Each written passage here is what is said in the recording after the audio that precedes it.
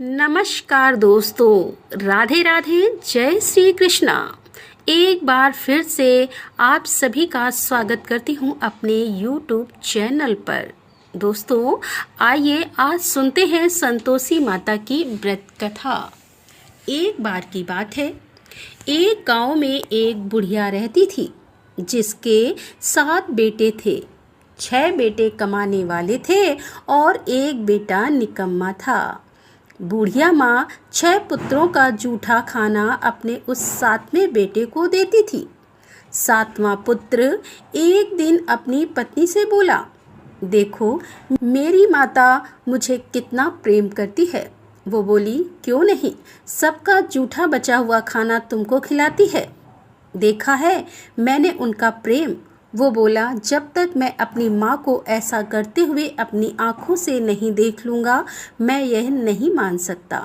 उसकी पत्नी ने हंसकर कहा, देख लोगे तब तो मानोगे ना। कुछ दिन बाद एक बड़ा त्योहार आया। घर में कई प्रकार के भोजन और चूरमे के लड्डू बने। वह अपनी पत्नी की बात को जांचने के लिए सिर दर्द का बहाना बनाकर पतला सा कपड़ा सिर पर ओढ़कर रसोई में जाकर सो गया और कपड़े में से सब देखता रहा। उसके 6 भाई भोजन करने आए। उसने देखा कि उसकी माँ ने उनके लिए सुंदर सुंदर आसन बिछाए, 7 प्रकार की रसोई परोसी और आग्रह करके उन्हें भोजन कराती रही।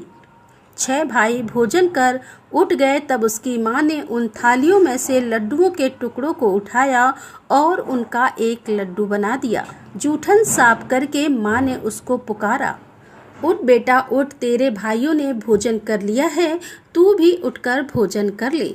उसने अपनी माँ को ऐसा करते हुए देख लिया। उसने अपनी माँ से कहा, माँ मुझे भोजन नहीं करना, अब मैं परदेश जा रहा हूँ। उसकी माँ ने कहा, कल जाना हो तो आज ही चला जा। वह बोला, हाँ हाँ जा रहा हूँ। यह कहकर वह अपने घर से निकल गया। चलते समय उसे अपनी पत्नी की याद आई। उसकी पत्नी गौशाला में कंडे थाप रही थी। वह वहां जाकर बोला, मेरे पास तो कुछ नहीं है, यह एक अंगूठी है, इसे ले लो और मुझे अपनी कोई निशानी दे दे। वह बोली कि मेरे पास क्या है, यह गोबर भरा हाथ है। वह कहकर उसकी पत्नी ने उसकी पीठ पर गोबर के हाथ की थाप मार दी और वह फिर वहां से चल दिया। चलते चलते दूसरे देश में पहुंचा। वहां एक साहूकार की दुकान थी। वह वहां जाकर बोला, सेठ जी मुझे नौकरी पर रख लो। साहूकार को भी एक नौकर की सख्त जरूरत थी। साहूकार ने कहा, काम देखकर ही तुझे तनख्वाह मिलेगी। उसने कहा, सेठ जी जैसा आप ठीक समझे, और उसे साहूकार के यहाँ नौकरी मिल गई। वह वहाँ दिन रात काम करने लगा। कुछ दिनों में दुकान का लेन देन, हिसाब किताब, ग्राहकों को माल बेचना, सारा काम उसने संभाल लिया। साहूकार के 7-8 नौकर थे। वह सब यह देखकर चक्कर खाने लगे, लेकिन उसने अपनी लगन, परिश्रम और ईमानदारी से सभी को पीछे छोड़ दिया और उसे अपने किए का फल मिला। सेठ ने भी उसका काम देखा और 3 महीने में ही उसे मुनाफे में साझेदार बना लिया।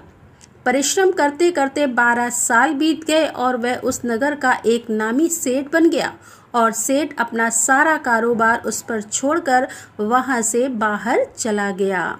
अब उधर उसकी पत्नी पर क्या बीत रही थी, वह सुनते हैं कि सास ससुर उसे दुख देने लगे। घर का सारा काम करवाकर उसे लकड़ी लेने जंगल भी भेजते थे और इसी बीच घर के आटे में जो भूसी निकलती उसकी रोटी बनाकर रख दी जाती और फूटे नारियल की नरेली में पानी डाल दिया जाता। इस तरह उसे खाना दिया जाता और उसके दिन इसी तरह बीत रहे थे। एक दिन जब वह जंगल में लकड़ी लेने जा रही थी तो उसे रास्ते में बहुत सी स्त्रियां संतोषी माता का व्रत करते हुए दिखाई दी। वो वहां खड़ी होकर पूछने लगी कि बहनों, तुम किस देवी का व्रत कर रही हो और इसे करने से क्या फल मिलता है? इस व्रत को करने की क्या विधि है? यदि तुम अपने इस व्रत का विधान मुझे समझा कर कहोगी तो मैं तुम्हारा बड़ा एहसान मानूंगी। उनमें से एक औरत ने कहा, सुनो, यह संतोषी माता का व्रत है। इसको करने से निर्धनता, दरिद्रता का नाश होता है, लक्ष्मी आती है और मन की चिंताएं दूर होती हैं। मन को प्रसन्नता और शांति मिलती है। निपटी को पुत्र मिलता है। अगर प्रीतम बाहर गया हो तो वह शीघ्र ही लौट आता है। कुंवारी कन्या को मनपसंद वर मिलता है। चलता हुआ मुकदमा खत्म हो जाता है। कलह कलेश खत्म हो जाते हैं और सुख और शांति होती है।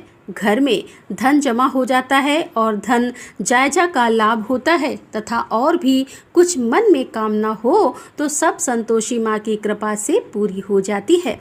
इसमें कोई संदेह नहीं है। उसने पूछा कि यह व्रत कैसे किया जाता है, यह भी बताओ तो तुम्हारी बड़ी कृपा होगी।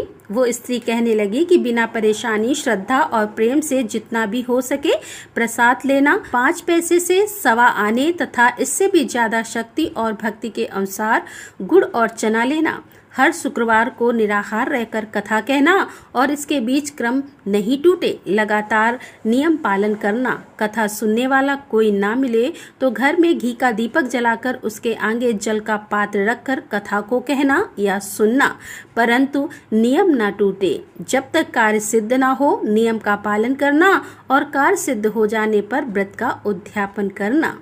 3 महीने तक ऐसा करने पर माता पूरा फल प्रदान करती है। यदि किसी के ग्रह खोटे हों तो माता 1 वर्ष में अवश्य उन्हें भी सही कर देती है। कार्य सिद्ध होने पर ही उद्यापन करना, बीच में नहीं। उद्यापन में 2.5 सेर आटे का खाजा तथा इसी के अनुसार खीर तथा चने का साग बनाना, 8 बच्चों को भोजन कराना, जहाँ तक मिले देवर जेठ भाई बंधु कुटुंब के लड़के लेना, ना मिले तो रिश्तेदार और पड़ोसियों के लड़कों को बुला लेना, उन्हें भोजन कराकर अपनी शक्ति के अनुसार दक्षिणा देना, माता का नियम पूरा करना और ध्यान रखना कि उस दिन घर में कोई खटाई ना खाए। यह सारी बात सुनकर वह वहां से चली गई। रास्ते में लकड़ी के बोझ को उसने बेच दिया और उन पैसों में गुड़ और लेकर माता के व्रत की तैयारी करने के लिए आगे बढ़ी। रास्ते में संतोषी माता के मंदिर में जाकर माता के चरणों में लौटने लगी और विनती करने लगी कि माँ, मैं दीन हूँ, निपट मूर्ख हूँ, व्रत के नियम नहीं जानती, मैं बहुत दुखी हूँ। हे माता, मेरे दुख को दूर कर, मैं तेरी शरण में आई हूँ। माता रानी को उस पर दया आ गई। एक शुक्रवार बीता कि दूसरे शुक्रवार को ही उसके पति का पत्र आया और तीसरे शुक्रवार को उसका भेजा हुआ पैसा भी आ गया। यह देखकर उसकी जेठानी सब मुंह सिकोड़ने लगी। इतने दिनों बाद इतना पैसा कहाँ से आया? उनके लड़के ताने देने लगे। काकी के पास अब पत्र आने लगे हैं, रुपया आने लगा है, अब तो काकी की खातिर बढ़ेगी, अब तो काकी बुलाने से भी नहीं बोलेगी। बेचारी सरलता से कहती, भैया पत्र आए, रुपया आया तो हम सबके लिए ही अच्छा है। ऐसा कहकर आंखों में आंसू भरकर संतोषी माता के मंदिर में जाकर वो रोने लगी। माँ, मैंने तुमसे पैसा नहीं मांगा, मुझे पैसों का क्या काम, मुझे तो अपने सुहाग से काम है, मैं तो अपने स्वामी के दर्शन और सेवा मांगती हूँ। तब माता ने प्रसन्न होकर कहा कि जा बेटी, तेरा स्वामी जल्द ही आएगा। यह सुनकर वह खुशी से बावली होकर घर आकर काम करने लगी। संतोषी माँ विचार करने लगी कि इस भोली पुत्री से मैंने कह तो दिया कि तेरा पति शीघ्र आएगा, पर आएगा कहाँ से? वह तो इसे स्वप्न में भी याद नहीं करता। उसे इसकी याद दिलाने मुझे ही जाना पड़ेगा। तब संतोषी माता ने उस बुढ़िया के बेटे को स्वप्न में समझाया, पुत्र, तेरी घरवाली कष्ट उठा रही है। वो बोला, हाँ माता, यह मुझे मालूम है, परंतु अब मैं क्या करूं? वहाँ कैसे जाऊं? परदेश की बात है, लेन देन का सारा हिसाब किताब कोई नहीं, जाने का रास्ता नजर नहीं आता। आप ही कोई राह दिखाएं कि मैं वहाँ कैसे जाऊं। माँ ने कहा, सवेरे नहा धोकर मेरा नाम लेकर घी का दीपक जलाकर दंडवत कर और दुकान पर जा बैठना। देखते ही देखते तेरा सारा लेन देन चुक जाएगा, जमा हुआ माल भी बिक जाएगा और साँझ होते होते धन का ढेर लग जाएगा। वो अगले दिन सुबह जल्दी उठा। उसने अपने मित्र, बंधुओं और परिचितों को स्वप्न में माता के द्वारा कही गई बात सुनाई। वह सब उसकी बात सुनकर उसका मजाक उड़ाने लगे। वो कहने लगे कि कभी सपने भी सच होते हैं। एक बूढ़ा व्यक्ति बहुत समझदार था। वो बोला, देखो भाई, मेरी बात मानो, देवी ने जैसा कहा है वैसा ही करना, ऐसा करने में तेरा क्या जाता है। बूढ़े आदमी की बात मानकर वह नहा धोकर संतोषी माता को प्रणाम कर घी का दीपक जलाकर दुकान पर जा बैठा और शाम तक उसके यहाँ धन का ढेर लग गया और सारे लेन देन भी निपट गए। वह यह देखकर बहुत हैरान हुआ और मन में संतोषी माता का नाम लेकर प्रसन्न होकर सब काम निपटाकर वह अपने घर के लिए रवाना हुआ। उधर उसकी पत्नी जंगल में लकड़ी लेने गई। लौटते समय जब वह बहुत थक गई तो संतोषी माता के मंदिर पर विश्राम करने के लिए वह बैठ गई। यह तो उसके रोज का स्थान था। धूल उड़ती देखकर उसने माता से पूछा कि हे माता, धूल कैसे उड़ रही है। माता ने कहा, हे पुत्री, तेरा पति आ रहा है। अब तू ऐसा कर, इन लकड़ियों के 3 बोझ बना, एक नदी के किनारे रख दे, दूसरा मेरे मंदिर पर और तीसरा अपने सर पर रख ले। तेरे पति को लकड़ी का गट्ठर देखकर तुमसे मोह पैदा हो जाएगा। यह वहाँ रुकेगा, नाश्ता पानी बनाकर खाकर माँ से मिलने जाएगा। तू लकड़ी का बोझ उठाकर जाना और बीच चौक में गड्ढा डालकर 3 आवाजें जोर से लगाना। लो सासू जी, लकड़ियों का गट्ठा, लो भूसी की रोटी, 2 नारियल के खोपड़े में पानी, 2 आज कौन मेहमान आया है। संतोषी माता की बात सुनकर वह बोली, बहुत अच्छा माँ। और यह कहकर लकड़ियों के 3 बोझ एक नदी के तट पर, दूसरा माता के मंदिर में रख दिया। इतने में ही मुसाफिर वहां आ पहुंचा। सूखी लकड़ी देखकर उसको इच्छा हुई कि अब वह यहीं विश्राम कर ले और भोजन बनाकर खा पीकर अपने गांव के लिए चले। इस प्रकार वह अपने गांव में आ गया। उसी समय बहू सिर पर लकड़ी का गट्ठा ले आई और उस गट्ठा को आंगन में डालकर जोर से 3 आवाजें दी। लो सासू जी, लकड़ी का गट्ठा लो, रोटी दो, नारियल के खोपड़े में पानी दो, आज कौन मेहमान आया है। यह सुनकर सास ने अपने दिए हुए कष्टों को भुलाने के लिए बहू से कहा, बहू तू ऐसा क्यों कहती है, तेरा मालिक ही तो आया है। बैठ, मीठा मट्ठा भात खाकर कपड़े गहने पहन ले। पत्नी की आवाज सुनकर उसका स्वामी बाहर आ गया। उसके हाथ में पहनी अंगूठी देखकर वह व्याकुल हो गया। उसने माँ से पूछा, माँ यह कौन है। उसकी माँ बोली, बेटा यह तेरी पत्नी है। आज 12 वर्ष हो गए हैं जब से तू गया है, तब से सारे गांव में जानवर की तरह भटकती फिरती है, कुछ काम काज नहीं करती, 4 समय आकर खाना खाती है और तुझे देखकर भूसे की रोटी और नारियल के खोपड़े में पानी मांगती है। वह बोला, माँ मैंने सब देख लिया है, तुम मुझे दूसरे के घर की चाबी दो, अब मैं उसी में रहूंगा। वो बोली, ठीक है बेटा, जैसी तेरी मर्जी। उसने दूसरे घर को खोलकर सारा सामान जमाया। एक ही दिन में वहां राजा के महल जैसा ठाट बाट बन गया। अब क्या था, वो सुख भोगने लगी। अगले शुक्रवार को उसने अपने पति से कहा कि मुझे संतोषी माता का उद्यापन करना है। पति बोला, बहुत अच्छा है, खुशी से कर लो। वो जेठ के लड़कों को भोजन के लिए कहने गई और उन्हें मंजूर कर लिया। परंतु जेठानी ने अपने बच्चों को सिखाया कि देखो रे, भोजन के समय सब लोग खटाई मांगना, जिससे उसका उद्यापन पूरा ना हो पाए। लड़के भोजन करने आए और खीर पेट भर के खाई, परंतु बाद में याद आते ही कहने लगे, हमें कुछ खटाई खाने को दो, खीर खाना हमें भाता नहीं। बोले, पैसे लाओ। भोली बहू कुछ नहीं जानती थी, उसने उन्हें पैसे दे दिए। लड़कों ने बाहर जाकर उन पैसों से इमली खरीदी और खाई। ये देखकर बहू पर माताजी ने कोप कर दिया। राजा के दूत उसके पति को पकड़ कर ले गए। बहू से यह सब सहन नहीं हुआ। वह संतोषी माता के मंदिर गई और कहने लगी कि माता, हंसाकर क्यों रुलाने लगी हो। माता बोली, पुत्री तूने मेरा व्रत भंग किया, इतनी जल्दी ही सारी बातें भुला दी। वो बोली, माता मैं भूली नहीं हूँ, मैंने कुछ अपराध नहीं किया है, मुझे तो लड़कों ने भूल में डाल दिया, मुझे क्षमा कर दो। वो बोली, अब मैं कोई भूल नहीं करूँगी, आप बताओ मेरे पति वापस कैसे आएंगे। तब माँ ने कहा, पुत्री जा, तेरा पति रास्ते में तुझे आता मिलेगा। वह मंदिर से निकलकर बाहर आई तो रास्ते में उसे अपना पति आता हुआ मिला। उसने पूछा कि तुम कहाँ गए थे। वो बोला, इतना जो धन कमाया है उसका कर राजा ने मांगा था, उसे ही भरने चला गया था। वह प्रसन्न होकर बोली, अच्छा हुआ, ठीक है, अब घर चलो। फिर अगला शुक्रवार आया। वह बोली, मुझे माता का उद्यापन फिर से करना है। पति ने कहा ठीक है कर लो। फिर वह जेठ के लड़कों के पास भोजन को कहने गई। जेठानी ने लड़कों को सिखा दिया कि तुम पहले की ही तरह इस बार भी खटाई मांगना।